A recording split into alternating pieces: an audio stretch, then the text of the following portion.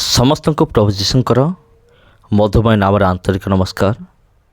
ଆପଣ ବର୍ତ୍ତମାନ ଯେଉଁ ପାହାଡ଼ ଦେଖୁଛନ୍ତି ୟାକୁ ହର୍ମୋନ୍ ପର୍ବତ ବୋଲି କୁହାଯାଏ। ବାଇବଲରେ ଅନେକ ଜାଗାରେ ହର୍ମୋନ୍ ପର୍ବତ ବିଷୟରେ ଲେଖା ଅଛି। ତେଣୁ ଆଜିର ଭିଡ଼ିଓରେ ପ୍ରିୟ ବନ୍ଧୁଗଣ ଆମେମାନେ ଏହି ହର୍ମୋନ୍ ପର୍ବତକୁ ଆମେ ଦେଖିବା। ଆପଣ ଯେଉଁଟା ବର୍ତ୍ତମାନ ଦେଖିଲେ, ତେବେ ଏହି ହର୍ମୋନ୍ ପର୍ବତର ବାଇବେଲର କ'ଣ କନେକ୍ସନ୍ ଅଛି? ଏଇଟା ଦେଖନ୍ତୁ ପ୍ରିୟ ବନ୍ଧୁଗଣ, ହର୍ମୋନ୍ ପର୍ବତର ପାଦଦେଶ। ଆଉ ଅନେକ ଟୁରିଷ୍ଟ ମାନେ ଏଠାକୁ ଆସନ୍ତି ଏନ୍ଜୟ କରିବା ପାଇଁ, କାରଣ ଏଇ ଜାଗା ହେଉଛି ବହୁତ ଶାନ୍ତିପୂର୍ଣ୍ଣ ଜାଗା। ଏଇ ଜାଗାକୁ ଆସିଲେ ବହୁତ ଶାନ୍ତି ଲାଗେ।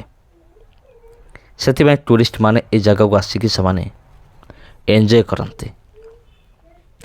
ତେବେ ମୁଁ କ'ଣ କହୁଥିଲି ଆପଣଙ୍କୁ ଯେ ଏଇ ହର୍ମୋନ୍ ପର୍ବତ ସହିତ ବାଇବେଲର କ'ଣ କନେକ୍ସନ୍ ଅଛି? ଏ ହର୍ମୋନ୍ ପର୍ବତ ସହିତ ଯୀଶୁଙ୍କର କ'ଣ ରିଲେସନ୍, ଆଉ ଆମ୍ଭମାନଙ୍କର କ'ଣ ରିଲେସନ୍ ଅଛି ଏ ପର୍ବତ ସହିତ? ତେବେ ପ୍ରିୟ ବନ୍ଧୁଗଣ, ବହୁତ ବଡ଼ କନେକ୍ସନ୍ ଅଛି। ଆପଣ ପଢ଼ନ୍ତୁ ମାଥିଉ ଲିଖିତ ସୁସମାଚାର ତା'ର 17 ପର୍ବ। ଯଦି ଆପଣ ମାଥିଉ ଲିଖିତ ସୁସମାଚାର 17 ପର୍ବ 1 ପଦରୁ 13 ପଦ ଯଦି ଆପଣମାନେ ପଢ଼ିବେ, ତେବେ ସେହି ସ୍ଥାନରେ ଲେଖା ଅଛି ଯେ ହର୍ମୋନ୍ ପର୍ବତ ସହିତ ବାଇବେଲର କ'ଣ କନେକ୍ସନ୍ ଅଛି। ତେବେ ପ୍ରିୟ ବନ୍ଧୁଗଣ, ମୁଁ ଆପଣଙ୍କୁ କହିଦେଉଛି ଯେ ଏଇ ଯେଉଁ ହର୍ମୋନ୍ ପର୍ବତ ଅଛି, ଏହି ପର୍ବତ ଉପରେ ପ୍ରଭୁ ଯୀଶୁ ରୂପାନ୍ତରଣ ହୋଇଥିଲେ, ଅର୍ଥାତ୍ ନିଜର ରୂପକୁ ପରିବର୍ତ୍ତନ କରିଥିଲେ। ଆଉ ମୋଶା ଏବଂ ଏଲିୟ ସେମାନେ ଯୀଶୁଙ୍କ ସହିତ କଥାବାର୍ତ୍ତା କରୁଥିବାର ପିତର, ଜୋହନ ଏବଂ ଯାକୁବ 3 ଜଣ ନିଜ ଆଖିରେ ଦେଖିଥିଲେ। ମୁଁ ପଢ଼ିକି ଟିକେ ଆପଣଙ୍କୁ ଶୁଣାଇ ଦେଉଛି। ମାଥିଉ ତା'ର 17 ପର୍ବ 1 ପଦରୁ। 6 ଦିନ ପରେ ଯୀଶୁ ପିତର, ଯାକୁବ ଓ ତାଙ୍କ ଭାଇ ଜୋହନଙ୍କୁ ସାଙ୍ଗରେ ଘେନି ଅନ୍ତର ହୋଇ ସେମାନଙ୍କୁ ଗୋଟିଏ ଉଚ୍ଚ ପର୍ବତକୁ ନେଇଗଲେ। ଆଉ ସେ ସେମାନଙ୍କ ସାକ୍ଷାତରେ ରୂପାନ୍ତରିତ ହେଲେ। ତାହାଙ୍କର ମୁଖ ସୂର୍ଯ୍ୟ ପରି ଉଜ୍ଜ୍ୱଳ ଓ ତାହାଙ୍କ ବସ୍ତ୍ର ଆଲୋକ ପରି ଶୁଭ୍ର ବର୍ଣ୍ଣ ହେଲା। ପୁଣି ଦେଖ, ମୋଶା ଓ ଏଲିୟ ତାହାଙ୍କ ସହିତ କଥାବାର୍ତ୍ତା କରୁଥିବା ସେମାନଙ୍କୁ ଦେଖାଗଲା। ସେଥିରେ ପିତର ଯୀଶୁଙ୍କୁ ଉତ୍ତର ଦେଲେ, ହେ ପ୍ରଭୁ, ଆମ୍ଭେମାନେ ଯେ ଏ ସ୍ଥାନରେ ଅଛୁ ଏହା ଉତ୍ତମ। ଆପଣଙ୍କର ଇଚ୍ଛା ହେଲେ ମୁଁ ଏଠାରେ 3ଟି କୁଟୀର ନିର୍ମାଣ କରିବି, ଆପଣଙ୍କ ପାଇଁ ଗୋଟିଏ, ମୋଶାଙ୍କ ପାଇଁ ଗୋଟିଏ ଓ ଏଲିୟଙ୍କ ପାଇଁ ଗୋଟିଏ। ସେ ଏହି କଥା କହୁ କହୁ ଦେଖ, ଖଣ୍ଡେ ମେଘ ସେମାନଙ୍କୁ ଆଚ୍ଛାଦନ କଲା। ଆଉ ଦେଖ, ସେହି ମେଘରୁ ଏହି ବାଣୀ ହେଲା, ଏ ଆମ୍ଭର ପ୍ରିୟ ପୁତ୍ର, ଏହାଙ୍କଠାରେ ଆମ୍ଭର ପରମ ସନ୍ତୋଷ। ଏହାଙ୍କ ବାକ୍ୟ ଶ୍ରବଣ କର। ଏହା ଶୁଣି ଶିଷ୍ୟମାନେ ମୁହଁ ମାଡ଼ି ପଡ଼ିଗଲେ ଓ ଅତିଶୟ ଭୀତ ହେଲେ। ସେଥିରେ ଯୀଶୁ ଆସି ସେମାନଙ୍କୁ ସ୍ପର୍ଶ କରି କହିଲେ, ଉଠ, ଭୟ କର ନାହିଁ। ପୁଣି ସେମାନେ ଉପରକୁ ଚାହିଁ କେବଳ ଯୀଶୁଙ୍କ ବିନା ଆଉ କାହାରିକି ଦେଖିଲେ ନାହିଁ। ସେମାନେ ପର୍ବତରୁ ଓହ୍ଲାଇବା ସମୟରେ ଯୀଶୁ ସେମାନଙ୍କୁ ଆଜ୍ଞା ଦେଇ କହିଲେ, ମନୁଷ୍ୟପୁତ୍ର ମୃତମାନଙ୍କ ମଧ୍ୟରୁ ଉତ୍ଥିତ ନ ହେବା ପର୍ଯ୍ୟନ୍ତ ଏ ଦର୍ଶନର କଥା କାହାରିକି କୁହ ନାହିଁ। ପୁଣି ଶିଷ୍ୟମାନେ ତାହାଙ୍କୁ ପଚାରିଲେ, ତେବେ ଶାସ୍ତ୍ରୀମାନେ କାହିଁକି କହନ୍ତି ଯେ ପ୍ରଥମରେ ଅବଶ୍ୟ ଏଲିୟଙ୍କର ଆଗମନ ହେବ? ସେ ଉତ୍ତର ଦେଲେ, ଏଲିୟ ଆସି ସମସ୍ତ ବିଷୟ ପୁନଃସ୍ଥାପନ କରିବା କଥା ସତ, କିନ୍ତୁ ମୁଁ ତୁମମାନଙ୍କୁ କହୁଅଛି, ଏଲିୟ ତ ଆସିସାରିଲେଣି, ମାତ୍ର ଲୋକ ତାହାଙ୍କୁ ନ ଚିହ୍ନି ଯାହା ଇଚ୍ଛା ତାହା ହିଁ ତାହାଙ୍କ ପ୍ରତି କରିଅଛନ୍ତି। ସେହି ପ୍ରକାରେ ମନୁଷ୍ୟ ପୁତ୍ର ମଧ୍ୟ ସେମାନଙ୍କ ହସ୍ତରେ ଦୁଃଖ ଭୋଗ କରିବାକୁ ଯାଉଅଛନ୍ତି। ସେ ଯେ ସେମାନଙ୍କୁ ବାପ୍ତିଜିକ ଜୋହନଙ୍କ ବିଷୟରେ କହିଲେ, ଶିଷ୍ୟମାନେ ସେତେବେଳେ ତାହା ବୁଝିଲେ। ଖ୍ରୀଷ୍ଟରେ ପ୍ରିୟ ଭାଇ ଏବଂ ଭଉଣୀମାନେ, ଇଏ ହେଉଛି ଆଜିର ହର୍ମୋନ୍ ପର୍ବତ ବା ଯେଉଁଠାରେ ପ୍ରଭୁ ଯୀଶୁ କ'ଣ କରିଥିଲେ, ନିଜର ରୂପକୁ ପରିବର୍ତ୍ତନ କରିଥିଲେ। ଟିକେ ଦେଖନ୍ତୁ ଏଠି ଲୋକମାନେ କେମିତି ଏନ୍ଜୟ କରୁଛନ୍ତି।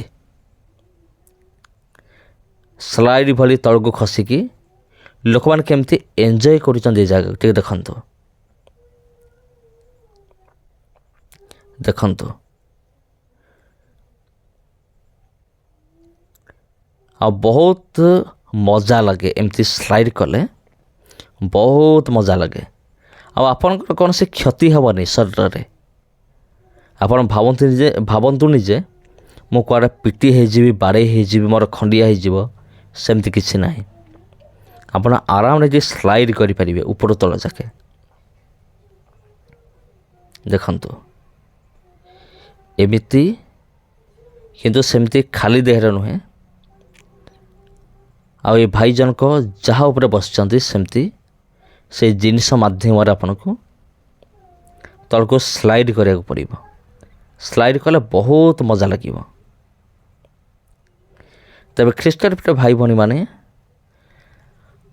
ଏଠାରେ ଉଭୟ ସିଙ୍ଗେଲ୍ କପଲ୍ ବା ସ୍ୱାମୀ ସ୍ତ୍ରୀ ଆଉ ବହୁତ ଏନ୍ଜୟ କରନ୍ତି ଏ ଜାଗାକୁ ଯାଇକି, ଯାହାର ନାଁ ହେଉଛି ହର୍ମୋନ୍ ପର୍ବତ।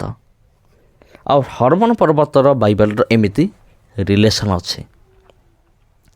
ଆଉ ପ୍ରଭୁ ଯୀଶୁ ଏଇଠାରେ ନିଜ ରୂପକୁ ପରିବର୍ତ୍ତନ କରିଥିଲେ। ମୋଶା ଏବଂ ଏଲିୟ କାହିଁକି? ବାଇବେଲରେ ତ ଆହୁରି ଅନେକ ଭାବବାଦୀମାନେ ଥିଲେ, ସେମାନେ କାହିଁକି ନୁହନ୍ତି? କେବଳ ମୋଶା ଏବଂ ଏଲିୟ କାହିଁକି? ଅନେକ ଭାବବାଦୀ, ଯେମିତିକି ଦାନିଏଲ କହିପାରିବେ ଆପଣ, ଆଉ ସାମୁଏଲ କହିପାରିବେ, ତାପରେ ଯେଶାୟା, ଜେରେମିୟ, ଓବଦ୍ୟା, ଜୋନାସ୍, ମିଖା, ନାହୁମ, ଏମିତି ଅନେକ ଭବିଷ୍ୟତ ବକ୍ତାମାନେ ଅଛନ୍ତି। କିନ୍ତୁ ସେମାନେ କାହିଁକି ନୁହନ୍ତି? ତା'ର ମଧ୍ୟ ଗୋଟେ କାରଣ ଅଛି। ଯଦି ଆପଣ ପ୍ରକାଶିତ ପୁସ୍ତକ ପଢ଼ିବେ, ଆଉ ସେ ଜାଗାରେ ଲେଖା ଅଛି ଯେ 2 ଜଣ ପବିତ୍ର ବ୍ୟକ୍ତି ସ୍ୱର୍ଗରୁ ଆସିଲେ, ଆଉ ସ୍ୱର୍ଗରୁ ଆସିକି ସେମାନେ ପ୍ରଚାର କଲେ ସୁସମାଚାର, ଅର୍ଥାତ୍ କଲେ ନୁହେଁ, କରିବେ। ଆଉ ସମଗ୍ର ପୃଥିବୀରେ ସୁସମାଚାର ପ୍ରଚାର କରିବେ। ଆଉ ଯେଉଁମାନେ ତାଙ୍କୁ ବିରୋଧ କରିବେ, ସେମାନଙ୍କ ମୁଖରୁ ଅଗ୍ନି ନିର୍ଗତ ହୋଇ ସେମାନଙ୍କୁ ଗ୍ରାସ କରିବ। ସେ 2 ଜଣ ହେଉଛନ୍ତି ମୋଶା ଏବଂ ଏଲିୟ। ପରମେଶ୍ୱର ସବୁକିଛି ସିଷ୍ଟମେଟିକାଲି ସବୁକିଛି ସେଟ୍ କରି ରଖିଛନ୍ତି। ମାନେ ସୁସମାଚାର କେମିତି ପ୍ରଚାର କରାଯିବ, କେମିତି ଲୋକମାନେ ଅଗ୍ନିରେ ପଡ଼ିବେ, କେମିତି ତାଙ୍କର ଲୋକମାନେ, ଧାର୍ମିକ ଲୋକମାନେ କେମିତି ସ୍ୱର୍ଗ ରାଜ୍ୟରେ ପ୍ରବେଶ କରିବେ, ସମସ୍ତ ବିଷୟ ପ୍ରଭୁ ପରମେଶ୍ୱର ପୂର୍ବରୁ ନିର୍ଦ୍ଧାରିତ କରିକି ରଖିଛନ୍ତି। ହଁ ପ୍ରିୟ ବନ୍ଧୁଗଣ, ସେଥିପାଇଁ ମୋଶା ଏବଂ ଏଲିୟ, ଆଉ ସେମାନେ ଯୀଶୁଙ୍କ ସହିତ କଥା ହେଉଛନ୍ତି। ତାକୁ କିଏ ଦେଖୁଛି? ପ୍ରଭୁଙ୍କର ଶିଷ୍ୟମାନେ, ସମସ୍ତେ ବି ନୁହନ୍ତି। ପିତର, ଯୋହନ ଏବଂ ଯାକୁବ 3 ଜଣ এই ଦୃଶ୍ୟକୁ ଦେଖୁଛନ୍ତି। ଆଉ ସେମାନେ ମୁହଁ ମାରି ପଡ଼ି ଅତିଶୟ ଭୀତ ହେଉଛନ୍ତି। ମାନେ ବହୁତ ସେମାନେ ଡରି ଯାଉଛନ୍ତି ଏସବୁ ଘଟଣା ଦେଖିକି। ଏସବୁ ଘଟିଥିଲା ଏଇ ହର୍ମୋନ୍ ପର୍ବତ ଉପରେ ଘଟିଥିଲା। କିନ୍ତୁ ଯୀଶୁ କହୁଛନ୍ତି ଯେ ତୁମେମାନେ ଭୟ କର ନାହିଁ। ଆଉ ସେମାନେ ଉପରକୁ ଚାହିଁ କେବଳ ଯୀଶୁଙ୍କ ଛଡ଼ା ଆଉ କାହାରିକୁ ଦେଖୁନାହାନ୍ତି।